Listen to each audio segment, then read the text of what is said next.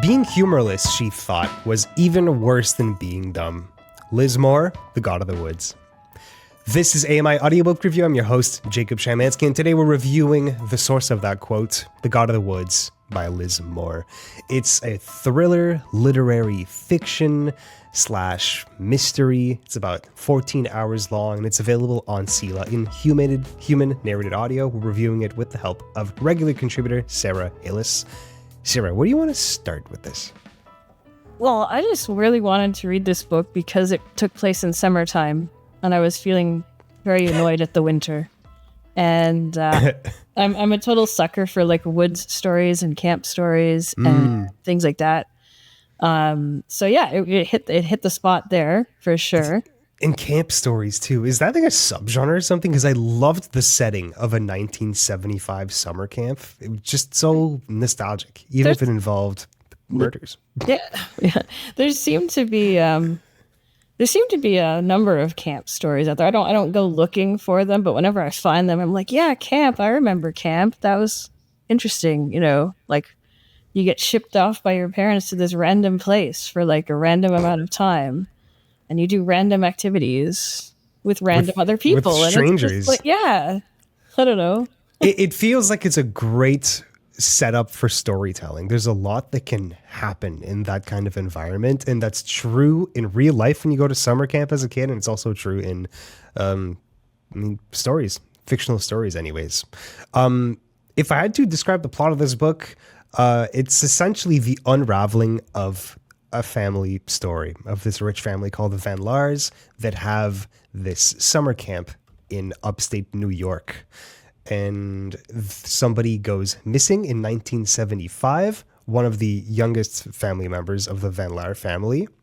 And as they're investigating that, it kind of digs up old skeletons having to do with a previous disappearance that happened back in 1961. And it has a lot to do about the camp, the Van Laar family that owns the camp, and how they're extremely sketchy. And there's always just some eeriness around the Van Laars. There's something strange about them. Just a very unusual, rich family with very weird practices, I suppose. But also it's about the community around the camp and the families that are, at the heels of the Van Laars and all the people working at the camp. And so it's pretty wide ranging, but I thought it was very well handled. Right off the bat, I'll say this was a great book. A bit of a slow burn, but in the end, fantastic read. That's it's made it to the New York Times bestsellers list as well. And I think there's a good reason for that. Liz Moore is a fantastic writer. Sara, what are your thoughts? Yeah, I mean, I think this book kind of has it all. You've got mystery, you've got family drama in various ways, not only with the Van Laars, but you've got other people all seem to have their family struggles, which I'll go into in a second. And you've got police procedural a little bit. You've got kids, and their like conflicts, between girls and boys and crushes and all that kind of stuff. And, yes. And every character has their little backstory. Every character, you get to know the main players in this really, I think, well, and their motivations for why they do what they do. Which is intriguing if you're a character-driven person like me. I tend to really like character stories.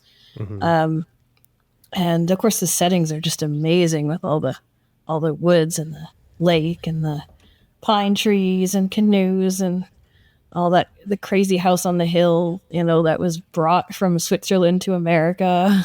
Yes. And assembled there and the stuff. Like, it's neat. It's just neat.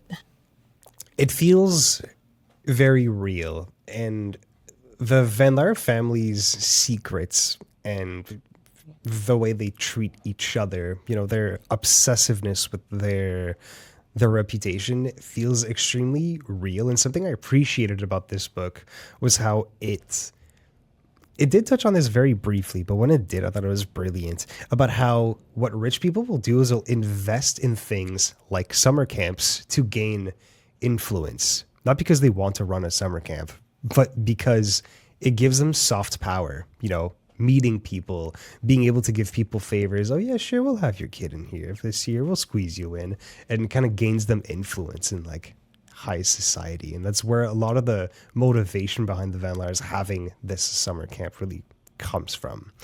But before we dive into the review a little deeper, we do have a little sample from the audiobook.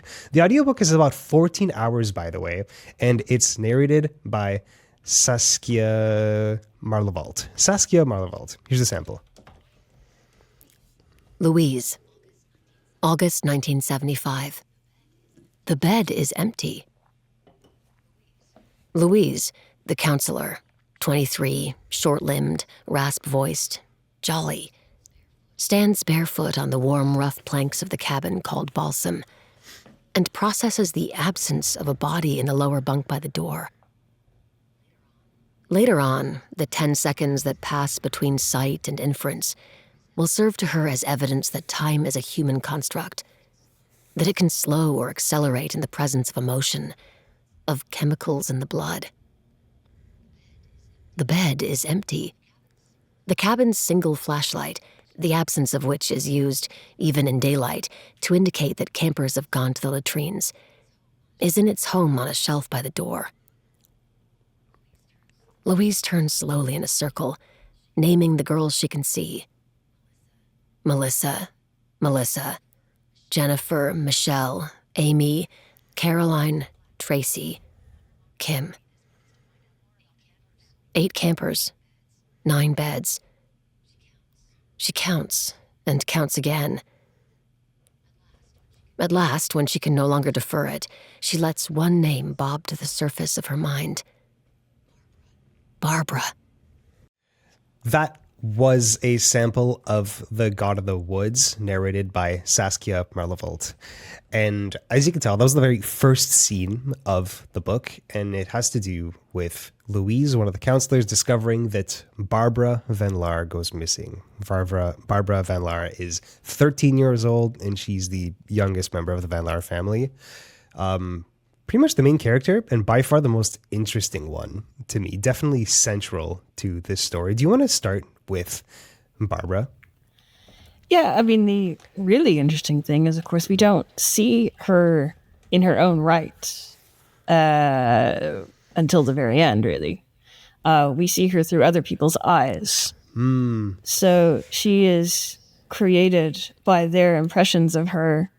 You've got everything from her mother and father saying she's a difficult child to, Louise, who just met her, which I'll explain in a second. Louise saying, she can be disarming and charming and kind of apologize for messing things up in a way that makes you kind of forgive her. And a few other people say she's creative and fun and interesting and resourceful. And there's all these different ways of seeing Barbara, but we don't see her until much, much later in the book. And all the campers are obsessed with her. Like, she's the cool girl. Like, she dresses like a punk in 1975, which, I mean, was pretty cool back at the time. Yeah. I mean, the thing about Barbara is she's part of the family, and the family and the camp don't mix typically. And so she's asked to go to the camp, and her mother is like, why? You're not, we don't do that. Camper. We don't do that. Yeah.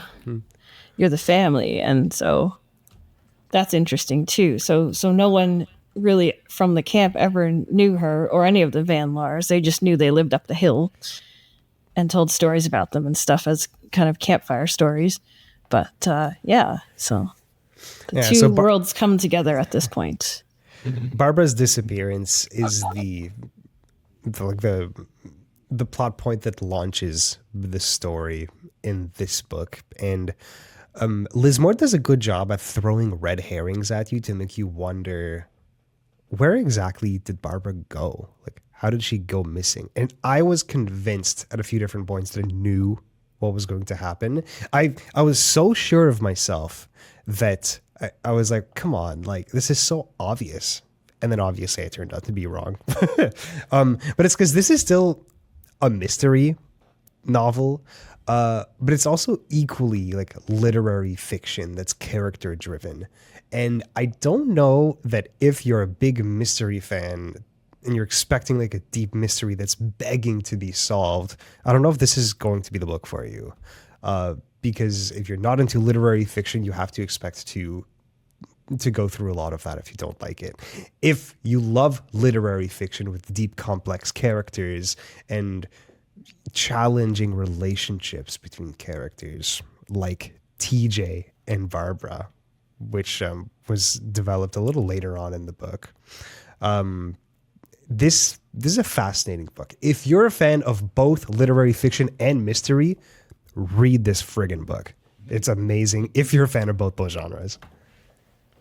Yeah, I think there's two kinds of mysteries, or many kinds of mysteries, really. There's your cop-driven, like, there's a killer on the loose and we gotta catch him, that kind of mystery. And then there's that slower kind, which Thriller, isn't quite suspense. right? Like it's not like the cup of tea Agatha Christie mystery. That's not quite what I mean, but it's a slower burn, and this is what this is. And you do have an escaped convict. He's there.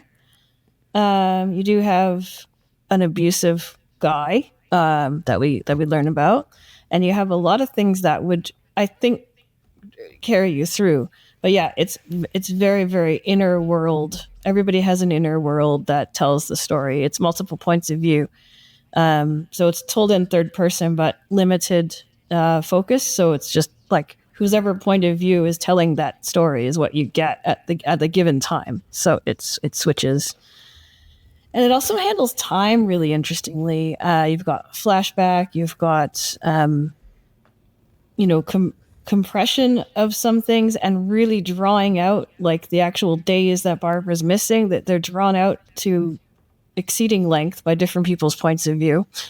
But then you've got these little snippets of time from the past that sort of finally kind of weave into a tapestry of what really went on from the earlier disappearance of her brother Bear, or Peter, but they called him Bear. And I think the time thing was an interesting thing there in the book.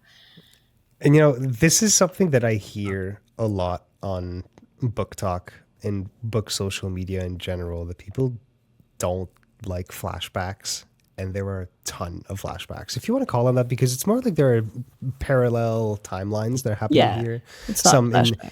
1961, in 1975, and some even before 1961. But the thing is, every single chapter, and the chapters can be pretty short here, always start with the date and the month that the chapter is taking place in. So you can kind of keep up with it. You don't have to pick up on context clues to tell when it's happening.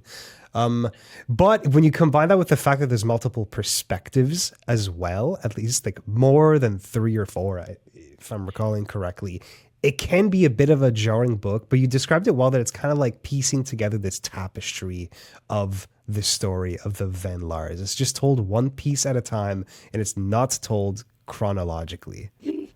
Yeah. And I think it couldn't be. If you told it chronologically, you'd lose whatever the magic is in this book. I think when people say they don't like flashbacks, it's like Joan looked in her mirror and remembered 30 years ago when she was a younger woman on the beach with John, and they had a lovely, like, that gets old really fast, right? That just, she's looking in her mirror and she's remembering this other time. Well, okay, thanks, but when it's really germane to the story, and it's done like this is done in a very systematic way, not just some random, I needed to fill up a few pages, so I'll write a bunch of stuff, which is sometimes how people view flashback, I think. I think it's sad. I don't agree with them, but that's okay. If I can be devil's advocate, I think the problem here is that it pulls you away from the here and now. If you're in that bathroom looking in the mirror, like there's presumably a reason why she's in there, why the authors decided it's important to show you that scene of that character looking in the mirror, and then you just pull them out from there. It's frustrating because you want to immerse yourself in a book, and then the book takes you in a completely different direction that's not in the here and now. I understand the frustration. Yeah. I really do. Yeah. And sometimes I think those scenes are put there so you can have a flashback, which is really annoying. And to be fair, this happens in this book. Like Yeah, it there's happens couple quite times a when that bit. happens, yeah. It's annoying when it happens, but then you kind of understand that there's a reason why they're showing us the flashback. If it's a flashback that's fluff, that can be doubly frustrating. Like you finish the book and then you think back on like that flashback scene and you think, what the hell was the point of that? Yeah, like there's a character in this book called Alice, who's Barbara's mother, and she's very, very broken mentally and emotionally by the earlier disappearance of her young son. He was about 8 when he went missing in 1961. I'm saying like it's real life here, but anyway, so she. It's not to be clear. She's very much on Valium, lots and lots of Valium, and being drugged because that's what they did back then as doctors and stuff to help you through things. And but pieces of her memories are surfacing. So you have to have her looking out the window and then going, but that reminded me of this thing, because you have to show how she forgot a lot of stuff and she's finally piecing it together in her own mind. So that kind of flashback, I think, is useful to the story. Because, yeah. As a reader, you always approach flashbacks with some tentativeness. Like you kind of, at least I tell myself, like, okay, I'll give the author an opportunity to show me that this is worthwhile. Like I was in the here and now, and now suddenly I'm not. But again, it depends on the flashback and how it's handled. If it's like meaningful and if you can understand what the author is going for. Like so you're right like a away. Mindfulness book reader. It has to be the present or it's not. Yes, yeah, that's a good way to put it, actually. Yeah, okay, all right. I do like that, but more often than not, it's jumping through timelines. It's not, and when it jumps back to 1961, it's not like it's a flashback. It's a parallel timeline. Yeah. And there's a difference. It's not like yeah. a one-off little short story in the middle of a book. No. It's the continuation of the story. It's more like the story is being told in a non-chronological order than it is a flashback. Yeah, and that's exactly what it's non-chronological. Yeah, and it you've got lots of good movies that function that way. Something like Atonement or things like that, where they use parallel timelines and then it all draws together in the end. And as long as it all kind of draws together in the end, you're good with it as a reader, I think. You brought up Alice. That's the wife of Peter. What was it? Peter number second? 3. Peter 3? Peter the Third, yes. Yeah, Peter the Third, yes. Because the Van Laars, and this is how rich they are, they always call the first son of the family Peter, then Peter the Second, then Peter the Third, because that's self-important. The only son, and usually the only child. Yes, that's right. That's the weirdest part, right? Genuinely a very weird, rich family. Alice, sorry, no, go ahead. They wouldn't have had Barbara had they kept their son. Yeah, that's right. They only had Barbara because Bear, which was the nickname of the most recent Peter, goes missing forever. And so they decided to have Barbara in the end. But Alice is the mother of Barbara, the girl that goes missing. And Alice is one of the most tragic characters I've ever read in a book, ever. She is completely broken in every way that you described. She's drugged up to hell on Valium because doctors are telling her to do that. And it's 1975, and that's just what people do. That's just what people did back then. She was also, and this is a bit of a spoiler. You know what? Spoiler warning right now for this book. Spoiler warning for The God of the Woods by Liz Moore. Alice was gaslit to hell about what happened with her son, Bear. And it's the fact that that Peter, along with a few other people who work at their summer camp, gaslit the hell out of Alice because they told themselves that she couldn't handle it. And in gaslighting her, she completely breaks. And the goal of gaslighting is to make people question their sanity, and they successfully manage to do that. And Alice is a completely unstable person because of it. Textbook example of gaslighting. And a part that really broke me too was that Alice, in her point of view chapters, you can tell that she's self-aware that she can't really keep up intellectually with the people around her, right? A lot of these rich people that they hang out with are very educated, and she's not. She's a mid 20th century housewife. And I've never read a character like that. and it was tragic. Yeah, the closest analogy I can find is the second wife in Daphne du Maurier's Rebecca, the main character of the story. She always feels totally inferior to everybody, and it was something like that. There's a lot of gothic elements in this book. It's just cool. What do you mean by that? Gothic elements? Family secrets, your gaslighting, a lot of, I would call American modern kind of gothic stuff. The family is rich and recluse, like a little bit reclusive in a sense. They want to protect their reputation. They'll do anything to do that, and who cares who gets hurt along the way, kind of thing. Another thing that this points out is a really good depiction of an alcoholic family. Louise's mother, Louise is the counselor we heard of in the sample. Her mother is an alcoholic. And so Louise is this hero kid. Like, she wants to save everybody. She wants to save her brother Jesse, who's younger than her. And then Jesse's kind of he's on the cusp. He could go either way sort of deal because he's so young. He could go hero. He could go off the rails. We don't know. But it's a really good depiction of a realistic type of family, as opposed to the Van Laars, which they're realistic. They're probably too realistic, actually. But you've got a sort of gothic kind of mystique around the Van Laars, I guess.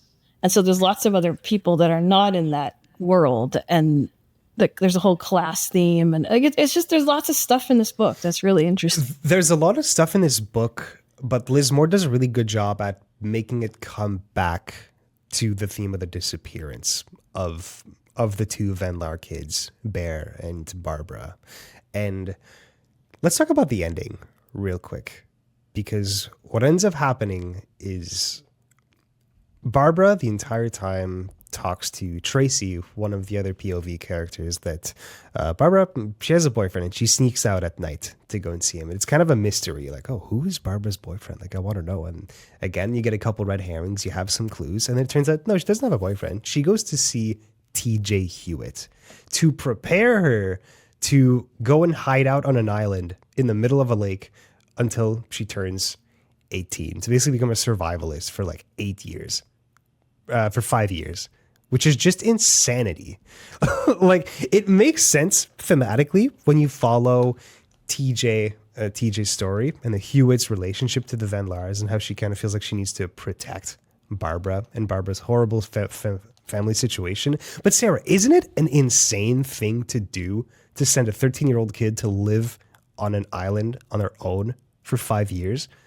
Like, what? That seems incredibly irresponsible. There must be a better way to free this girl from the family. Okay, she wasn't going to be on her own for 5 years. She was going to be on her own for a month. And then she was going to come and join her, right? TJ, who's the camp director, and her dad was the camp director before. TJ and her dad were going to come and live there, and he would die on his own land instead of on the Van Laar land. He wanted nothing to do with them anymore, basically. And she didn't either. And so, to get away from her basically abusive and neglectful parents, TJ is helping Barbara do that. So there you go. Now you know what happened to Barbara. Which, when I was reading it, I was a little bit underwhelmed. But this goes back to what I was saying earlier. Like, it's not necessarily a 100% mystery novel. No. It's not like Barbara was murdered. She just like escaped with the help of TJ Hewitt. And I think my point still stands. Sending a 13-year-old to live on a month on a random remote island, that's kind of crazy. There must have been a better way to do that. She knows a whole bunch of stuff, though. She's a survivalist. She's a super survivalist. Come on, she killed squirrels, for God's sakes. I guess. I don't know. There's a couple other things. I mean, the sensibilities are different because it's 1975. Case in point, the fact that this camp, as a huge part of their programming, would send out groups of kids into the forest to do a survivalist exercise where they have to stay a couple days out in the forest completely on their own, just with the few provisions, and then find a way to survive off the land. That would not fly nowadays. You'd never be able to do that. I think there are still some places that do that, but you have to sign a huge amount of waivers and stuff. That's crazy. I actually did look this up, like hardcore summer camps, and in the mid 20th century, there were quite a few of them, especially in Europe and the UK. It was definitely like a wartime thing where they would send, instead of, if you can't send kids to the war, obviously, but what you can do is train kids on like survivalist skills. And they had these summer camps in the UK and in Germany and in France and stuff like that would have these camps to basically send kids out for like weeks on end alone, just in the forest, to like toughen them up, to build up some resilience. Just hardcore wartime mentality. Yeah. I wouldn't want to do that. But yeah, no, I just think this book is really, to me, it drew me in, it compelled me. Love the setting, especially just, I could just live there, like go like, oh, look, there's a river and there's a lake and there's pine trees and it's great. And I thought that was cool. And the interweaving of the characters, so many different connections are revealed as the book goes on. It's kind of confusing, but also amazing. And she wove the book really well, I think Liz did. This is a well-edited, put-together story that didn't feel like anything dragged or was fluff in the end. Again, everything goes back to the story of the Van Laars. Everything is there for a reason, is what I'm saying. I recommend this to anyone who's a fan of literary fiction and mystery, but huge points for the setting as well. I'm giving this one a solid 7.5 out of 10, 5 being average. And I'd like to know yours, Sarah. Well, I'm going to tick it up to 8. Okay. Collectively, that's a 7.75. 7.5, yeah. Okay. That's our official rating. Oh my God. Sarah, thank you so much. Have a good one. Thanks a lot. Yeah, you too. Of course. That was Sarah Hillis. She's a regular contributor to this show. She's the one that recommended it. The God of the Woods by Liz Moore. 7.75. Guys, that's all the time we have for this episode of AMI Audiobook Review. You can check out the show on AMI Audio on the weekends at 1 p.m. Eastern. On weekends, it repeats every 6 hours. We're also available as a podcast, and that includes YouTube. Go to our YouTube channel and like and subscribe. Like our videos, subscribe to our channel. Super appreciate it. You can also leave us feedback. Anything you want, we will get to it at audiobookreview@ami.ca. That's audiobookreview@ami.ca. I'm Jacob Shymanski. Have a good one.